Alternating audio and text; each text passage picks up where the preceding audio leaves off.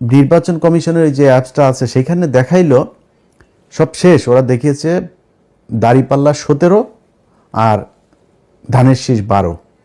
প্রথমে কিন্তু 5টা না 6টা সব দাঁড়িপাল্লা, এরপরে সব শেষ এসে দাঁড়াইলো হইলো আপনার দাঁড়িপাল্লা হইলো এই 17 আর ওরা 12।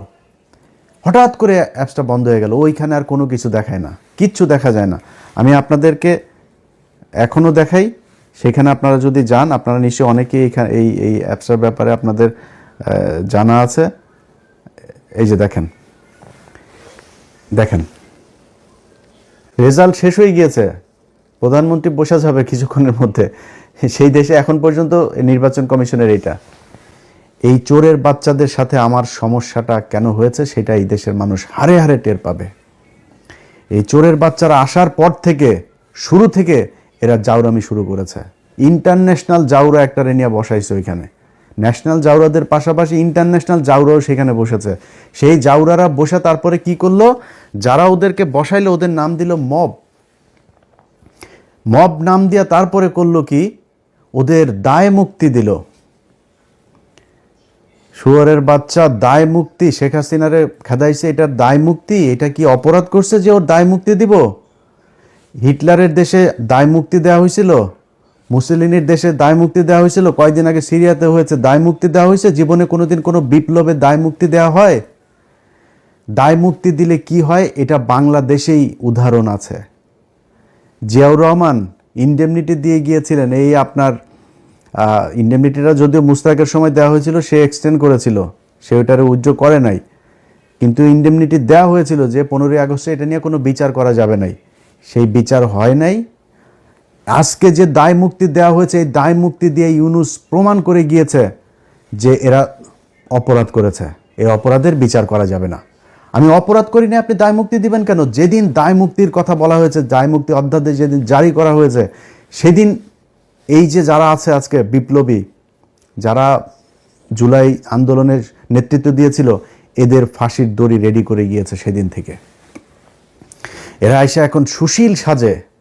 একদম শুরুতেই মাহমুদুর রহমান যখন দেশে গেল, মাহমুদুর রহমান দেশে যাবে, তারা মাহমুদুর রহমানের 3-4 দিন জেলে থাকতে হইল। ওনারা আইন মেনে, তারপরে তুই কোন আইন দিয়া রে উপদেষ্টা হয়েছিলি আমারে বলতো, কোন আইন তোরে শেখ হাসিনারে দেশ থেকে বার করাইলি? শেখ হাসিনার সংবিধানে কোনো অসাংবিধানিক, কোনো অনির্বাচিত সরকারের কোনো অস্তিত্ব আছে? সেই সংবিধানের উপরে বসে তোরা চুপ করে রেখে দিছিস, তোরা আসিস এদের বিরুদ্ধে দায় মুক্তি অধ্যাদেশ দেশ।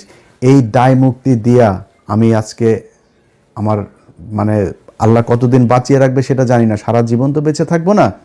আমার মৃত্যুর আগে হোক আর পরে হোক, আপনাদের একটা জিনিস বলে গেলাম, এই দায় মুক্তি দিয়া যারা এই হাসনাত, সার্জিস, নাহিদ, আসিফ, মাহফুজ যারা আছে না, এদের ফাঁসি একদিন এই দেশে হইতে পারে যদি এই দেশে আবার আওয়ামী লীগ ব্যাক করে। আর আওয়ামী লীগ যে ব্যাক করবে সেটা মোটামুটি গ্যারান্টি হয়ে গিয়েছে।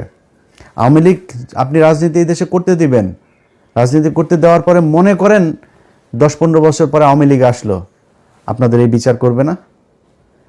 বিচার তো করার জন্য আপনি সুযোগ দিয়েছেন, আপনি বলেছেন আপনি অপরাধ করেছেন, সেটার দায় মুক্তি দেওয়া হয়েছে। দায় মুক্তি অধ্যাদেশটা বাতিল করে দিল, কি করবেন? 15ই আগস্টের ঘটনায় সব কটার ফাঁসি দেওয়া হয়েছে না?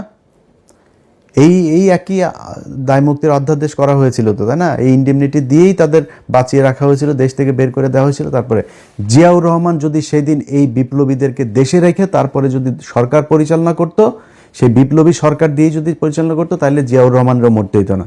জিয়াউর রহমান এই একই পাকনামি করে তারপরে তাদেরকে, মেজর ডালিম যিনি এখন বাইরে আছেন, যদি আধা ঘন্টা তার সাথে কথা বলেন, তাহলে 29.5 মিনিট জিয়াউর রহমানরে গালাগালি করে উনি।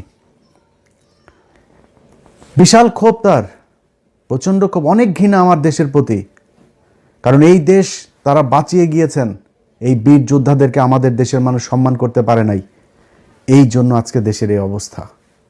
আপনারা এখন দাঁত কেলায়া তারপরে হাসেন, আরে বাবারে বাবা, কত নির্লজ্জ হইলে একটা মানুষ। আরে বেটা, মানুষ জানে না আমরা কারা, আমরা কি কথা বলি আমরা জানি না। একজন আমার একটু আগে বলতেছে যে ভাই আপনি বিএনপির বিরুদ্ধে একদম এইভাবে অলওয়ে কেন গেলেন? এবার বিএনপির বিরুদ্ধে যাই নাই, বিএনপি যে চাঁদাবাজি করে, চাঁদাবাজি করেই খাবে, এটা আমরা জানি। আমি আওয়ামী লীগ আমলে বলেছি এই কথা, যে বিএনপি যদি 15 বছর সুযোগ পায় তাহলে আওয়ামী লীগের চেয়েও ভয়ঙ্কর অবস্থা ধারণ করবে দুর্নীতির দিকটা। খালি জিয়া পরিবারের প্রতি সম্মানটা কেন? জিয়া পরিবারের প্রতি সম্মান একটাই কারণ, সেটা হচ্ছে যে ভারতের বেলায় তারা এই ভারত তার বাবাকে মেরেছে, ভারত তার মাকে মেরেছে, হইতে পারে এই ভারতের হাতে তারও মৃত্যু হবে। সো এই ভারত আপনার তার পরিবারের শত্রু।